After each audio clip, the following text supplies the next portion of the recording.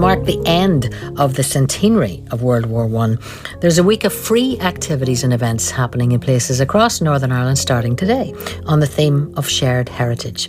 It's been organised by the Public Engagement Centre at Queen's in Belfast as part of their Living Legacies initiative. Well, this is a series of festivals which are running right across the UK. And they're tied into really the ending of the centenary of the First World War and a kind of reflection and looking back, but also in a sense of kind of celebration really of the amount of work that's been going on, especially at the community level, people and groups interested in researching the First World War and lots of different aspects of that. So the festival really is a way of bringing together those community groups with other organisations as well, and looking back and kind of learning from that experience. The lessons, I suppose, going forward. Right, well today we had a very stimulating conversation with various stakeholders from around the UK and also from around Ireland as well, reflecting on the centenary of World War I and how universities have been working with different organisations, heritage stakeholders if you like, at both local and also national levels, and trying to get to grips with some of the policy challenges. We're looking at what academics call the co-production of knowledge. So we're interested in the ways that academics in British universities have worked with community history groups throughout the period of the centenary. And the second thing we're doing more broadly is we're trying to get a sense of the ways that the centenary has changed the way that British people think about the First World War and whether it has changed that. It was really important for us to include Northern Ireland in this project because the history of the Great War, the First World War in Northern Ireland is so different from the rest of Britain, and also because I think the potential for the centenary of the Great War and the decade of centenaries in Ireland to cause problems and divisions rather than to kind of build communities was greater here than it was elsewhere. The engagement centres, these 5 World War I engagement centres, were funded through the Arts and Humanities Research Council, the HRC. So it's the arts and the humanities working together in partnership. So it's really important that when we develop these conversations with wider communities and different stakeholders, that we present the opportunities that this partnership enables us to bring something more through using the creative arts, visual arts, performing arts, as well as humanities traditions around archaeology or geography or history obviously as well, and putting those things together into dialogue with each other and showing how that really enriches our understanding of complicated pasts. We're delighted this morning to launch the World War I Community Platform and Archive.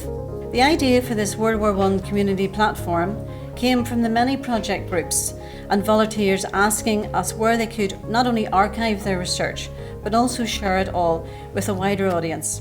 The platform enables users to freely access digital materials and continue to explore the social and cultural impacts of the First World War through the efforts of community researchers. So as part of the Council for British Archaeology's Homefront Legacy project, we looked at researching places in people's local communities. We asked and encouraged volunteers to go out and find out about the places near them, research them and upload them to our online app, so we could create an online map that showed all of the different types and variety of sites that are available around the home front. So we had everything from your typical pillbox and drill halls, right the way through to places where protest events were held and First World War hospitals. So a real diverse mix of places and buildings and spaces that really bring the people of the UK to life when you're thinking about the stories of the First World War. I think as a historian myself, I think it's really important to come to areas like West Belfast to actually see the areas where the people that we read about in books lived. It gives us texture, it gives us a sense of the culture and the place that they originated from. If you take West Belfast as an example, identity is everywhere and it's historically informed. And thinking about the walking tour that we do through Living Legacies, starting in the Falls and going over to the Shankill, looking at histories of UVF members who joined the British military during the First World War. Richard's work is very good in that it actually goes beyond the stereotypes that communities have told themselves and we've told ourselves about those communities, and shows us that history is not simple, clean. On the contrary, it's complex, sophisticated and messy. Well, the commemoration of World War I in Northern Ireland is often seen as exclusively part of one community's history. I think the play that I've been working on, or that started this kind of research, Medal in the Drawer, a play that tells the story of men from both sides of the community who fought side by side.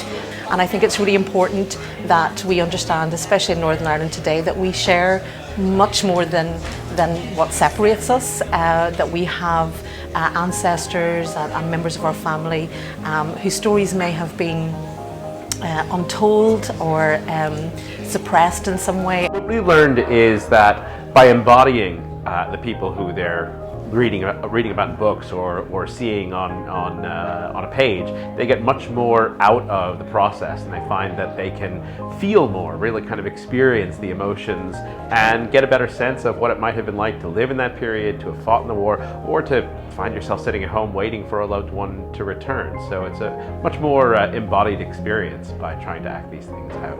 Was we were trying to reach young audiences, and we were trying to talk to kids from the age of P7 right the way through. So it was really important for us to do things a little bit differently and to engage with them in a way that was relevant. I think the arts are particularly important, and some of the performative arts aspects like theatre, but also performative commemorations like parades and public artwork on beaches that have happened throughout this project, I think have been incredibly moving, very engaging, exactly what we were just talking about with allowing people to bring their own stories into that space and allowing a variety of different stories to exist within one space. I think that's where their value is incredible, and that capacity should be invested in and brought forward into the future. The First World War programme is over in Britain, but the decade of centenaries here is probably going to be far more difficult than the First World War was, because we have the foundation of the state here, the two states in Ireland, and we have the Civil War, which would have a big effect on Northern nationalism. So it's ongoing for us. It's not over. It's becoming more difficult from here on. But we have talked about how there is a danger of thinking about shared heritage as a drive towards consensus, and that's coming across very strongly today in terms of that's not necessarily what we should be working for. We should be working to be able to accommodate diverse and conflicting narratives within one space. So I would agree that perhaps we should be talking about a space that we can share in which many different types of conversations can happen at one time and together. And I think the policy challenge we can help with is that of inclusion, of making sure that in any event or any activity that's happening, or in the way that we develop our society and our public services, different voices are heard and that all those voices are valued. I would say that heritage is a real role, because it's key to identity, it's key to who we are. And so often people think that they know about someone else's heritage. If we have a shared experience, even if it is several hundred years back in history, and we all have these deep roots, then being able to talk about it means we can be more inclusive.